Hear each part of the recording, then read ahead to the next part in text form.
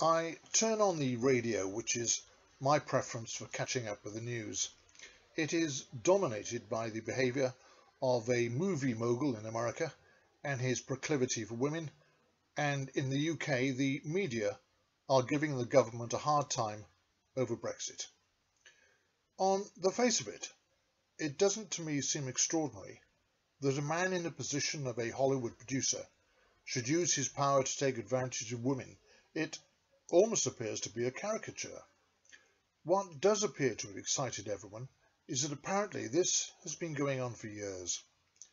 For those in the know, the behaviour of this man appears to be well known. The shock seems to be that on so many occasions his behaviour was covered up. There was a culture of concealment and acceptance of this behaviour. The key appears to be that this man had power. He had the power to make or break actors in Hollywood, and he appears to have been using it for his sexual gratification. I am reminded of the deplorable case of Jimmy Savile in Britain, where it appears that one of the reasons that this man was allowed to get away with his crimes for so long was that there was an alleged culture of acceptance within the BBC. A culture of acceptance. I could say the same about alcohol, although there is a twist in the tale. In our society, alcohol is accepted. I have no problem with that. Alcohol should be one of the pleasures of life. Most of us will drink socially and not be bothered or dominated by alcoholic drink. Being able to drink prodigiously and to remain upright is not only accepted, it is applauded. We admire people who can drink like a fish. It is only if you cannot handle drink does society turn against you. We do not like drunks. We do not like people who drink too much. We see it as being self-inflicted. Most people who I know who drink, and that means 75% of us, have at some time during their lives been drunk. There has been that morning after the night before when the hangover won't go and you utter those immortal and meaningless words, never again.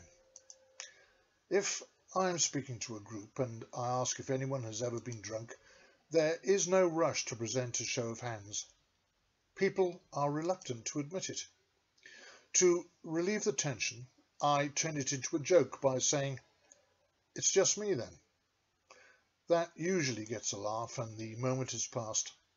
I think that one of the reasons about society's attitude towards drunks is that people are frightened by erratic and unpredictable behaviour. Alcohol changes people.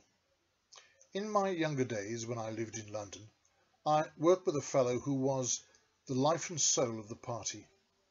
No one could tell a joke like this man. He had a fantastic repertoire of stories and a wonderful ability to tell them. One night, we ended up in a beer cellar, and my friend had a substantial amount to drink.